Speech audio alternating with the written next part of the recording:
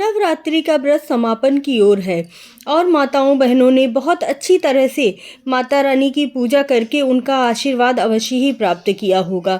महाअष्टमी का व्रत इस बार 22 अक्टूबर को पड़ रहा है। इस दिन माताएं बहनें माँ दुर्गा को खोएजा भरती हैं, जो परंपरा बहुत ही प्रचलित है और बहुत ही पुरानी है। यदि आपने इस परंपरा के बारे में नहीं सुना है तो ये वीडियो पूरी अंत तक देखिएगा और माता रानी की कृपा चाहिए है तो यह अष्टमी को जो खोएजा भरने की परंपरा है उसे ज़रूर कीजिएगा।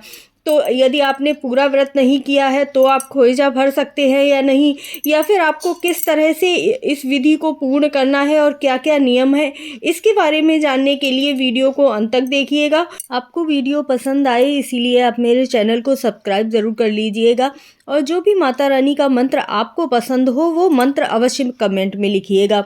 महाअष्टमी का व्रत शुभ मुहूर्त में कीजिएगा और उसके लिए जो खोएजा की विधि है वो आपको शाम को 6 बजे से लेकर रात्रि के 9 बजे तक करनी है। संध्या काल के समय इस खोएजा की विधि को करना ज़्यादा उपयुक्त माना जाता है। वैसे तो दोपहर का समय भी 11 बजे से लेकर 1:30 का है, लेकिन अगर आप संध्या के समय इस विधि को करते हैं तो उसका फल ज़्यादा प्राप्त होता है। तो सबसे पहले जानते हैं कि ये खोएजा की विधि है क्या।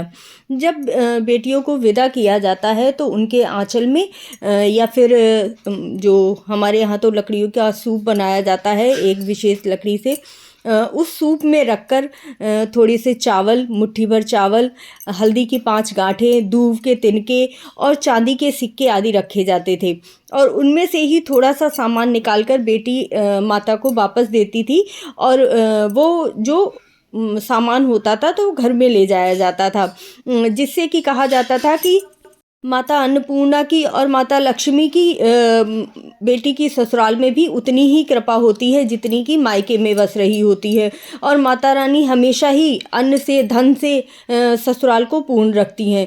तो यही परंपरा दुर्गा माता की पूजा में भी अपनाई जाती है।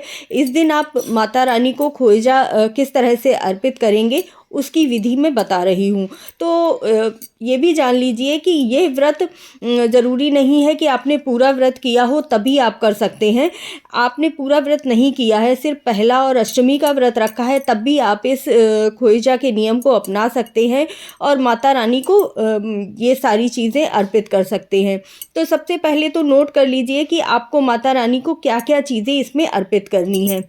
खोएजा भरने से माता रानी की असीम कृपा प्राप्त होती है। इसमें आप विशेष रूप से चावल भरते हैं जिससे कि हमारे घर में धन धान्य की पूर्ति होती है।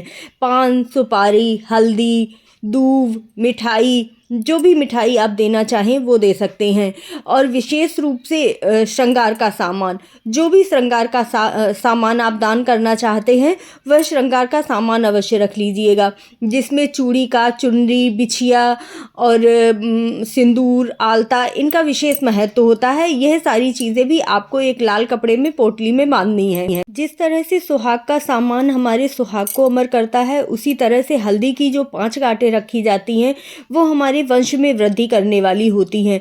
उसी तरह चांदी के सिक्के भी हमें ग्रह लक्ष्मी की कृपा प्राप्त करवाते हैं। इसी तरह से हरी दूब रखने से घर में कोई भी व्यक्ति बीमार नहीं पड़ता है, आरोग्य की प्राप्ति होती है। तो यह सारी चीज़ें आपको मंदिर में ले जानी है और माता रानी को समर्पित करनी है या फिर वहाँ किसी को दान में दे देना है। और उस दिन अष्टमी के दिन जागरण का विशेष महत्व रहता है, तो यदि आप रात्रि जागरण कर सकें तो बहुत ही शुभ माना जाता है। तो इस तरह से दान आदि देकर खोएजा की विधि को करके आप अपने नवरात्रि के व्रत को पूर्ण कीजिए। भले ही आपने पूरे व्रत ना किए हों, फिर भी पहला और अष्टमी करके इस व्रत को पूर्ण कीजिए और माता रानी की कृपा इसी तरह आप पर भी बनी रहे। और आपने मेरी वीडियो पूरी देखी, इसके लिए धन्यवाद। चैनल को सब्सक्राइब